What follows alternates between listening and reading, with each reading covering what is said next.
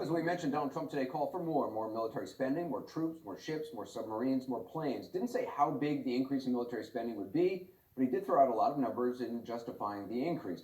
And look at this, almost $600 billion in spending there, almost as much as all the other 9 of the top 10 combined, Anderson.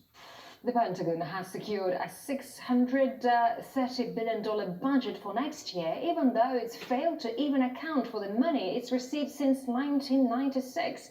A whopping $6.5 trillion of taxpayer cash have gone to defense programs, none of which has been audited. And this black budget has sparked concerns over political fraud. A Reuters investigation says since 1996, the Pentagon has spent $8.5 trillion in taxpayer money that has never been accounted for.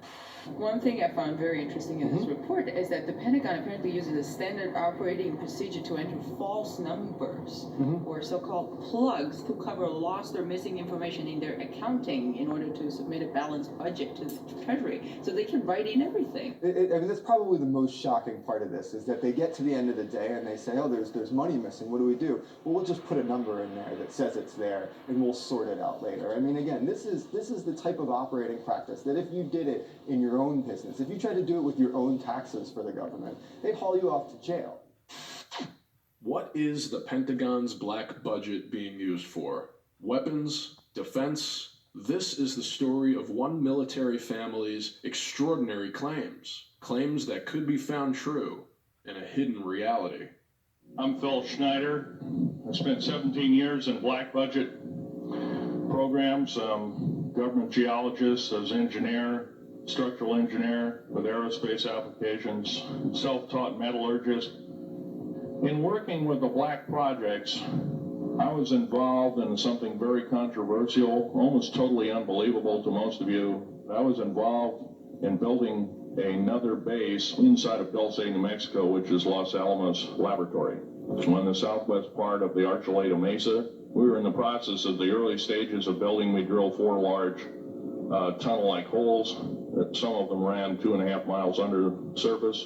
Anyway, after we drilled all 4 holes, it took about 2 days to drill all 4 of them. And when you build an underground base, you drill 4 basic holes, and then you build called stopes or cross-member holes across, and then you use blasting equipment, and you literally blast out or tunnel out or deflagrate or melt rock out. The equipment kept coming up broken. So we wanted to go down, we wanted to send somebody down there, a human observer, or human observers in this case, to find out what was going on. When I saw Green Beret and Black Beret people encamped inside of our geologist camp, I knew something was up, the gig was up. In this process, I was lowered down the basket of one of these holes, and about from me to this elderly woman here in the front was sitting a 7-foot-tall alien gray. The stench was worse than the worst garbage can you can imagine. I didn't waste any time to reach for my pistol. At that time, I was an engineer. I didn't have time to carry all the folderol of one of these big submachine guns that all the sea spray and the yellow fruit and the outer perimeter and inner perimeter security people carried. I carried a little Walther PPK pistol with a 9-shot clip. Plus, you're in almost like a spacesuit environment, and you're reaching for a gun. It's not the easiest thing to do, and then to pop a clip in it and start shooting. And I killed 2 of them. Yes, they're mortal, and they do die. However, in the process, one of them did this. All I remember is that he just kind of waved his hand in front of his chest, and the next thing I know, this blue beam hit me and just literally opened me up like a fish. It was some form of electrical force, because the kind of like being hit by a lightning bolt burned all my toenails off of me. And there was a Green Beret that was right behind me. But he risked his life. He shoved me back in the basket and hit the button and took me up. And I wouldn't be alive talking to you today if it wasn't for him. 66 Secret Service agents, Green Berets, Black Berets, crack troops lost their lives because the government, our United States government, lied, did not tell us anything about the alien threat.